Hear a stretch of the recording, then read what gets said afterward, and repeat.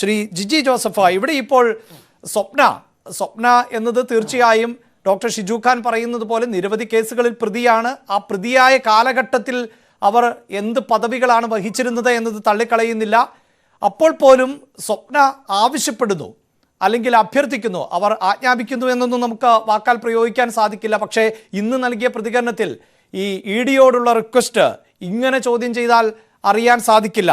CM രവീന്ദ്രനെ അടക്കം അന്വേഷണത്തിൻ്റെ ഭാഗമായി ചോദ്യം ചെയ്യണമെന്നാണ്. അവിടെ ഈ ബാലകൃഷ്ണൻ പെരിയയുടെ പാർട്ടിക്കാർ പറയുന്നത് ഒരു അഡ്ജസ്റ്റ്മെൻ്റ് ഉണ്ട് CPIM-ഉം BJP-യും തമ്മിൽ. ആ അഡ്ജസ്റ്റ്മെൻറ്റ് കാരണമാണ് ഈ അന്വേഷണം ഇങ്ങനെ ഇഴഞ്ഞു നീങ്ങുന്നത്. അതില്ല എങ്കിൽ തീർച്ചയായും വമ്പൻ സ്രാവുകൾ പിടിക്കപ്പെടും എന്നാണ് രമേശ് ചെന്നിത്തല പറഞ്ഞത്. എൻ്റെ വാക്കുകളല്ല, ഞാൻ അദ്ദേഹത്തിൻ്റെ വാക്കുകൾ കടമെടുത്തതാണ്. എങ്ങനെ വമ്പൻ സ്രാവുകൾ ഉണ്ട് എങ്കിൽ അവരെ പുറത്തു കൊണ്ടുവരുമോ? എനിക്ക് ഇതിനകത്ത് പറയാനുള്ളത്, ഈ കോൺഗ്രസ്സുകാർ ഇത് പറഞ്ഞത് ഭയങ്കര രസകരമായിട്ട് എനിക്ക് തോന്നുന്നു. കാരണം ത്രിപുരയിലെ തെരഞ്ഞെടുപ്പ് നടക്കുക, അവിടുത്തെ തെരുവോരങ്ങളില് എനിക്ക് ഈ കാഡ്ബറീസിന്റെ പരസ്യം പോലെ kiss me, close your eyes എന്ന് പറഞ്ഞ് അങ്ങോട്ടും ഇങ്ങോട്ടും ചോക്ലേറ്റ് വായിൽ വെച്ച് കൊടുത്തോണ്ടിരിക്കുന്നവരാണ് ഈ CPM-ഉം കോൺഗ്രസ്സുകാരും. അവരാണ് ഇപ്പൊ വന്നിട്ട് പറയുന്നത് ഞങ്ങൾ തമ്മിൽ അഡ്ജസ്റ്റ്മെന്റ് ആണ്. ബംഗാളിൽ ഇവർ തമ്മിൽ ഒരുമിച്ചാ മത്സരിക്കുന്നത്, എന്നിട്ട് ഞങ്ങൾ തമ്മിൽ അഡ്ജസ്റ്റ് ആണ്. ഇവരെല്ലാരും കൂടെ ചേർന്നിട്ടാണ് ഞങ്ങളെ തോൽപ്പിക്കാൻ നോക്കുന്നത്. എന്നിട്ട് പറയാണ് ഞങ്ങൾ തമ്മിൽ അഡ്ജസ്റ്റ്മെന്റ് ആണ്. വളരെ രസകരമായിട്ടാണ് എനിക്കിത്, തമാശയായിട്ടാണ് എനിക്ക് തോന്നുന്നത്. കേരളത്തിൽ എന്ത് സാഹചര്യം? കേരളത്തിൽ ഞങ്ങൾ രണ്ട് മുന്നണിയായിട്ടും ഫൈറ്റ് ചെയ്തോണ്ടിരിക്കുകയല്ലേ. ഞങ്ങൾ ഏതെങ്കിലും ഒരു മുന്നണിയായിട്ട് സഹകരിച്ചാണ് പ്രവർത്തിക്കുന്നത്. ഞങ്ങൾ രണ്ട് മുന്നണിയായിട്ടും മത്സരം, ഞങ്ങൾ എവിടെയെങ്കിലും ജയിക്കാൻ പോവാന്ന് പറയുമ്പോൾ ഇവർ രണ്ടുപേരും ഒരുമിച്ച് നടന്നുകൊണ്ടിരിക്കുന്നത് നമുക്ക് വിഷയത്തിൽ കാലങ്ങളായിട്ട്. ഇനി അടുത്ത് നോക്കിയോ, നമ്മുടെ സരിത ഇപ്പൊ പറയുന്നത് അല്ല, സ്വപ്ന പറയുന്നത്, സ്വപ്ന എന്ന് പറയുന്നവര് പ്രതിയാന്ന ഷിജു ഖാൻ പറയുന്നത്. നാളെ അല്ല, ഇന്നിപ്പോ ശിവശങ്കരനും പ്രതിയാണ്, നാളെ രവീന്ദ്രൻ പ്രതി ആയേക്കാം. അപ്പൊ ഈ പ്രതികളാക്കപ്പെടുന്നവരൊക്കെ പറയുന്നത് ഭയങ്കര മോശം കാര്യമാണ് എന്നാണോ വിലയിരുത്തല്? അതാണ് എനിക്ക് അറിയേണ്ടത്. ഇവര് പറയുന്നത് ഇവർക്ക് മടിയിൽ കനമില്ല, അതുകൊണ്ട് ഞങ്ങൾക്ക് വഴി പേടിക്കണ്ട. വഴിയിൽ ഒരുപാട് പോലീസുകാര്, 10-100 പോലീസുകാരെ വെച്ചോണ്ടാണല്ലോ പോകുന്നത്, അതുകൊണ്ട് വഴി പേടിക്കണ്ട. പക്ഷേ നിയമത്തിന്റെ മുമ്പിൽ നിങ്ങളെല്ലാം ചോദ്യം ചെയ്യപ്പെടും. ഈ പറയുന്ന എല്ലാ അധികാരി വർഗങ്ങളും ചോദ്യം ചെയ്യപ്പെടും. ഇത് താമസിപ്പിച്ചതൊന്നുമല്ല. ഇത് ഇഡിയുടെ ഒരു രീതി. ഈ പലപ്പോഴും അത് എല്ലാ വശവും അന്വേഷിച്ച് എന്തെങ്കിലും കാര്യമുണ്ടോ എന്നൊക്കെ അറിഞ്ഞിട്ട് ഒരാളെ അന്വേഷിക്കാനൊക്കെ വിളിക്കുള്ളൂ. എത്ര കാലം കഴിഞ്ഞിട്ടാണ് നമ്മുടെ രാഹുൽ ഗാന്ധിയെ ചോദ്യം ചെയ്തത് ഒരു കേസ് എടുത്തിട്ട്?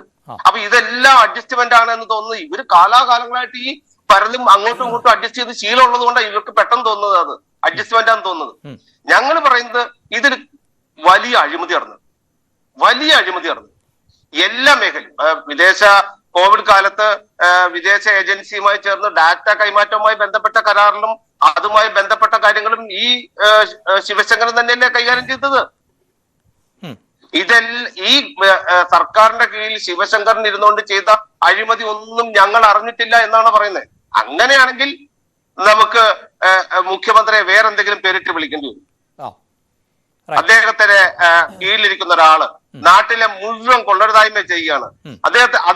അതിന്റെയും കീഴിലിരിക്കുന്ന സ്വപ്നയെ പോലുള്ള ആൾക്ക് ഇവര് ഒരു കാലത്ത് ബിരിയാണി ചെമ്പ് കൊണ്ടുപോലും അങ്ങോട്ടും ഇങ്ങോട്ടും ബാഗേജ് കൊണ്ടുപോലും ഒക്കെ ആയിരുന്നല്ലോ.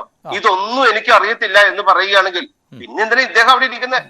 അതുകൊണ്ട് എല്ലാരും പറയുന്നത് ഇദ്ദേഹം രാജിവെക്കും, ഇദ്ദേഹത്തിനുള്ള കഴിവില്ല, ഇദ്ദേഹത്തിനുള്ള കഴിവില്ല, അതുകൊണ്ട് ഇദ്ദേഹം രാജിവെക്കും. ഈ പറയുന്ന ഇതുപോലെ തന്നെയല്ലേ ഖജനാവിൽ നിന്ന് പണം നഷ്ടപ്പെട്ടിട്ടില്ല, അതുകൊണ്ട് നമ്മുടെ സോളാർ കേസിൽ ഞങ്ങൾ ഒന്നും പറയേണ്ടെന്ന് UDF പറഞ്ഞു.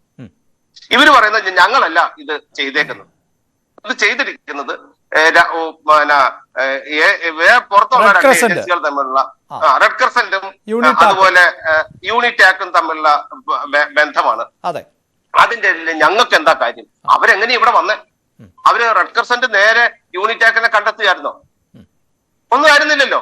അതിനൊരു ഇടനിലയും അതൊരു സർക്കാരുമായി ബന്ധപ്പെട്ട കാര്യം. ലൈഫ് മിഷൻ എന്ന് പറഞ്ഞ പ്രോജക്ട് സർക്കാരിന്റെ ഒക്കെയാണ്. ഇവരൊന്നും അറിയാത്ത പോലെ അങ്ങ് ഇരിക്കുക. ആരോ ഇവിടെ വന്നു, രണ്ടുപേരും തമ്മിൽ കച്ചവടം നടത്തി, അവരങ്ങോട്ട് പോയി, അതിന്റെ കമ്മീഷൻ ആരൊക്കെ മേടിച്ചു ഞങ്ങൾക്കറിയില്ല എന്നൊക്കെ പറഞ്ഞ് അങ്ങനെ ഒഴിയാൻ പറ്റുമോ?